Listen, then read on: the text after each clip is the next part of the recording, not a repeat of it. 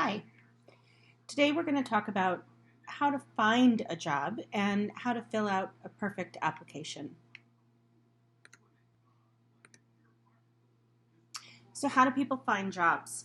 Actually, most jobs are never advertised. More and more companies with costs into advertising are choosing not to go that route. They might put it up on social media, but really, the majority of positions are being found by making connections. So let's talk about how you find unadvertised jobs. So we have what we call the hidden job market. Jobs that are not posted online or advertised in any other way are considered the hidden job market. So companies are choosing not to pay for advertising. They prefer getting candidates through employee referrals. So if they've got a great employee, they're going to ask those employees, who are your friends? Who do you think would want to work here? You might be more likely to score a job through the hidden job market than you are through the regular channels. So I think one of the first places to look is those people that you know. Who could refer you to a potential job? At least 60% of all jobs are found through networking. So more than half are going to be found because of people that you know. And also, with the job market being what it is right now, a month ago it looked very different than it does today, and so more and more it's going to be becoming increasingly important to start making connections with people that you know. So where are the jobs, and how are you going to find them? So internet job boards such as Indeed, Glassdoor, Snag a Job is a great one, particularly for teens that are looking for work. Career Builder, Monster, and then ZipRecruiter. These are all services that many companies will tend to advertise their positions with. I know when my teenagers were looking for their first job, Snag a Job was really the most effective for them. And you can sign up and have jobs emailed to you based on your qualifications and your preferred location. Help wanted signs. So many of your stores and fast food restaurants or even restaurants are going to just put a help wanted sign in the window. Direct employer contact, walking into the store and asking for an application, knowing an employer that might be hiring, and just building that network of people. Job fairs. So in Napa, oftentimes we see the Career Point job fairs going on. So there was just one in hospitality. Um, Obviously, right now, hospitality is much slower, but as things start to pick up and the world starts to open up again, then I would start looking at, are there any job fairs that are happening currently? Networking. So again, building that network around you, adults, friends, people that you know, and just asking, who do you know that might be hiring? Informational interviewing. There's nothing wrong with picking up the phone and just contacting an employer and saying, are you hiring? Particularly if you're under 16, because most employers are looking for somebody who's at least 16. So sometimes it's helpful if you can call and ask if they do consider hiring people under the age of 16. Many fast food restaurants will actually do that. My first job was at 15 at McDonald's. And so you can definitely call them and ask them. And then there are staffing services. Typically, your staffing services are looking for people who are 18 and over, but staffing services such as Express Personnel, Select Staffing, Star, there's a number of staffing services here in the Napa Valley that you could contact. Volunteering. So volunteering at a location, and then that oftentimes can turn into a paid job position. You can look at the newspaper, although again, we're seeing that less and less. Back in the day, you picked up the Sunday paper and you looked for a job. Not so much now, but there are still jobs advertised in the Help Wanted section of your newspaper. Your college and career centers. So, in the fall when schools start opening back up, visiting your college and career center, because oftentimes they're in direct contact with employers and they're being contacted. We're contacted all the time by agencies that are looking for part-time employees. So definitely look to that. And then finally, social media. More and more employers are looking to post job openings on social media because they know that that's where you are.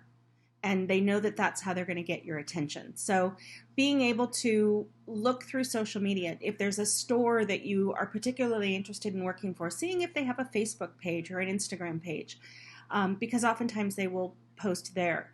You may have a community page that lists job openings, and so you can search that as well. I think one of the things to remember is that finding a job is a job. You're not going to just fill out an application and sit back and wait for somebody to contact you. You've got to treat it as a job and get yourself out there. Don't stop at just one. If you're looking for work, you may have to fill out several applications before you find the right fit. Take a look at your strengths. And again, this can be difficult. We've talked about this in some of the other workshops that I've done. It's difficult sometimes for us to really look at what our strengths are, but when you're looking for work, you're building your resume or you're filling out that job application, it's super important to be able to know what your strengths are and not be afraid to talk about them, not be afraid to put them out there so that you can really sell yourself in the best possible light. You're hardworking, willing to learn. If you've got computer skills, those are all things that are going to be important to a potential employer. Create your own personal network, as I mentioned earlier. So it can be everybody that you meet. It can be the person at the grocery store. It can be the friend, a parent of a friend, a coach, a teacher. Everywhere you go, you have an opportunity to meet people. And so those are going to eventually become your personal network. Contact the employers directly. You can do it by phone. You can do it by email. Ask to speak to the manager. Inquire about whether or not they are hiring and what their hiring processes are. Obviously, right now, many of our businesses are closed, but there are still a lot of opportunities for you out there. Restaurants are still open. Particularly fast food restaurants with drive-thrus.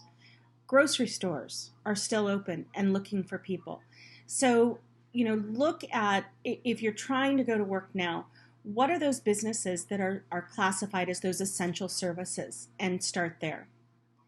If you've been referred by somebody, identify who the person was that referred you.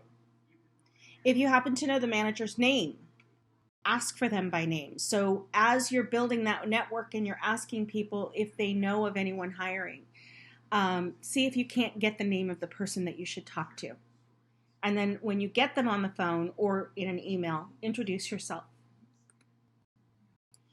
If you're going in person, request an application or have one ready already. So many businesses nowadays are doing online applications. And so paper applications, although they're still important, many of them you can apply online, and that's where you're going to want to have your resume.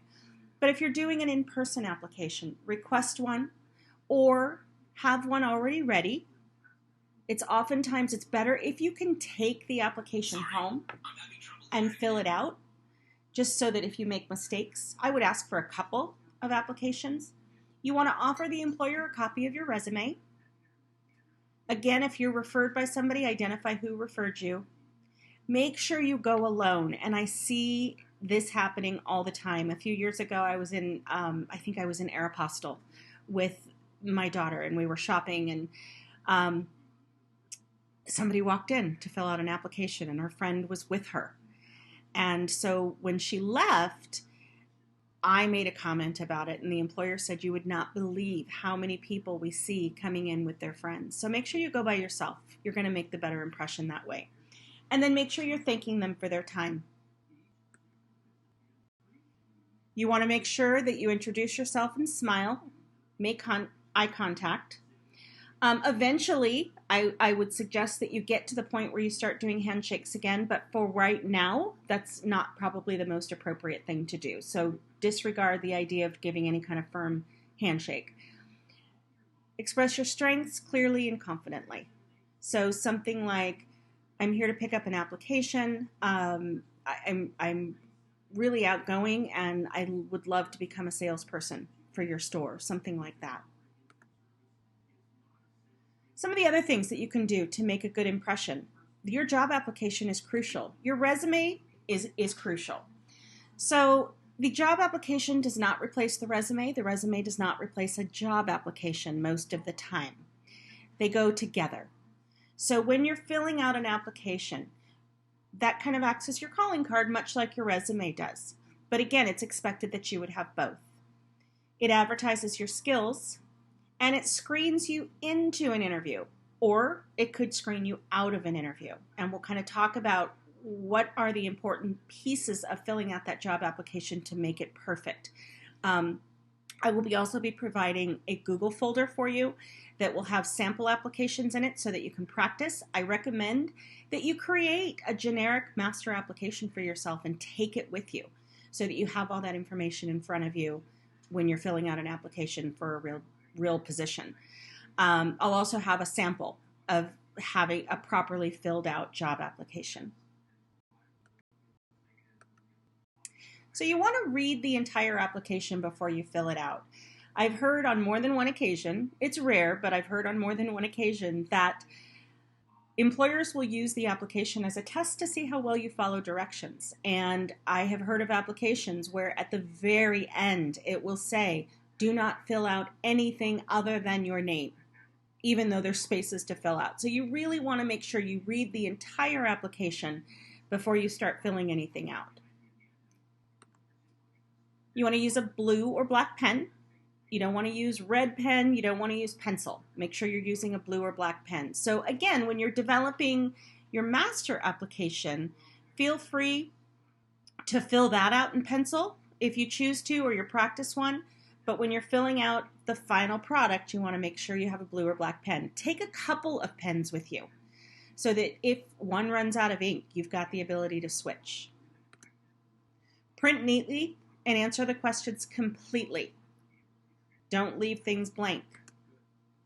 If it doesn't apply to you, use NA, not applicable. This shows that you've read the question, but that it doesn't apply. But you do want to make sure that every space is filled out. I talked about this in my resume workshop. Have a phone number with a professional voicemail greeting. You want to make sure that the employer has the ability to leave a message for you so that if it's not the most convenient time to talk, they can leave a message and you can call them back. All right, so some of the questions that come up. Salary desired. Most applications are going to ask you what kind of salary you're looking for. My suggestion is that you always put open or negotiable. So by doing that, you're not underselling yourself, you're not overselling yourself. So for example, if you are looking for $12 an hour, maybe that employer is willing to pay $13. So if you put 12, you're underselling yourself. On the other hand, if this is a place that you really want to work and maybe you prefer $15 an hour, but you would take 13 to work at this particular location, you don't want to rule yourself out by asking for too much money. So always keep it open or negotiable because those are things that you can talk about once you've got a job offer. All right, you want to have references. You want to have, if you've never had a job, you want to have strong personal references. So if you've had a job, you want to have the name of the person that you used to work for. You want to make sure that the people are going to talk about you positively. They shouldn't be family members, but you do want people that can say something. So a coach, a teacher, a former employer that you had a good relationship with, a pastor at your church, somebody that supervised you during community service work that you did. Those are all really good references that you can use. And I would suggest that along with your resume, you have 3 references available.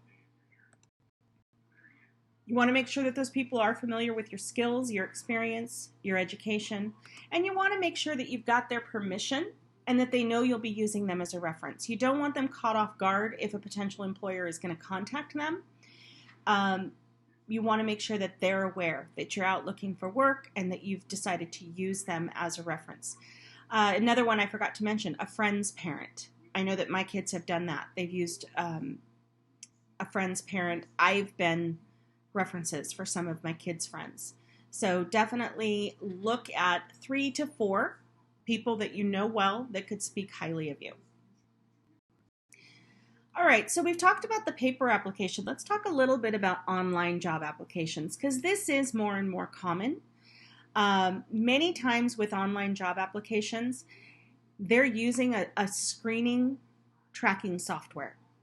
So one of the things that's important, and I think we addressed this a little bit in the resume workshop, you want to use keywords that you have found in their job description, because those applicant tracking softwares are looking for those words.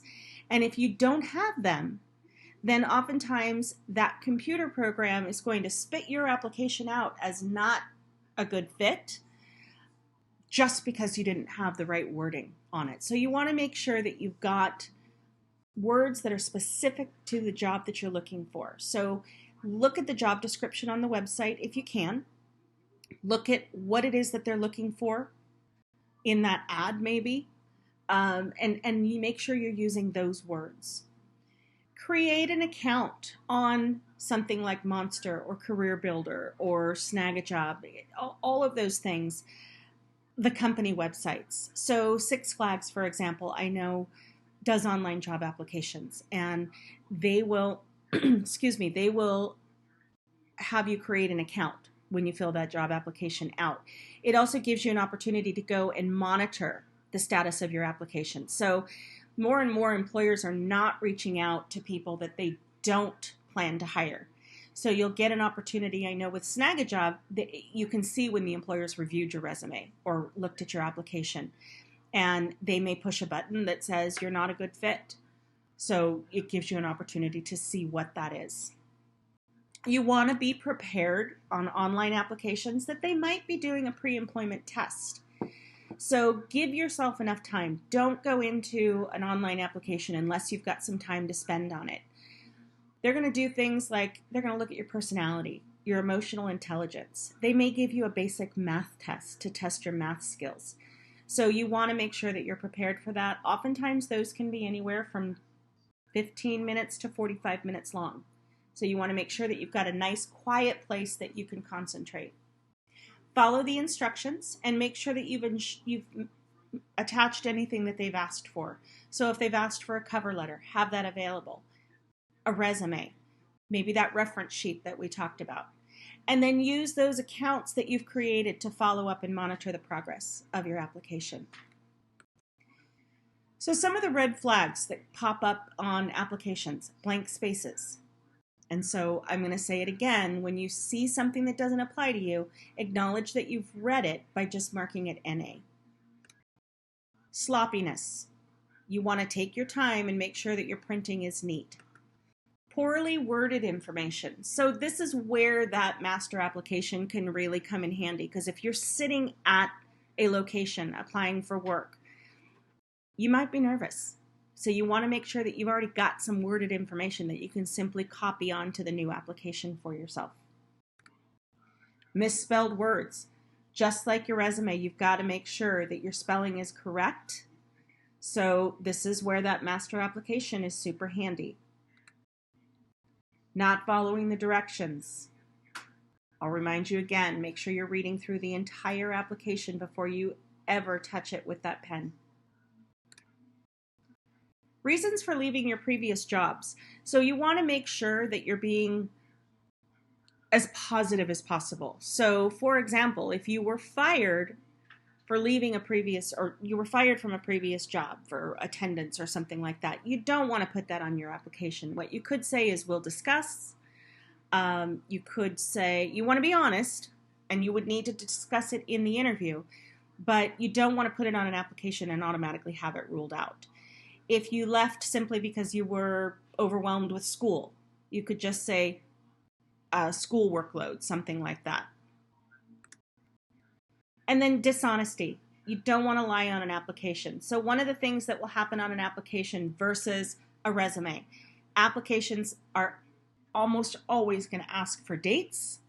They're going to want information. So we've talked about in resumes, if you've done some volunteer work, even if it was just for a week, you don't need to necessarily put those dates on your resume, but you will have to put them on an application, and you want to be honest about that. So here's an example of a completed application. So again, the print is neat. It's tidy. Most job applications are going to ask for a social security number. That is something that people tend to be a little leery about. So I will tell you that they are required to ask that. If you don't want to put it on just a random application, that's fine. Maybe just put will provide or something to that effect. You want to have it dated. You need to have your addresses. Sometimes they will ask for not just your present address, but a previous address. So again, we'll provide a sample application for you. All right, I hope that helped. Again, right now is a funny time. Jobs, we're hearing about unemployment rate being high. It is a temporary situation. And even right now, if you want to go out and find work, there are jobs out there. There are employers begging for good people. So just really prepare yourself to get out there and put your best foot forward. And as always, we're here if you have questions. Thanks so much.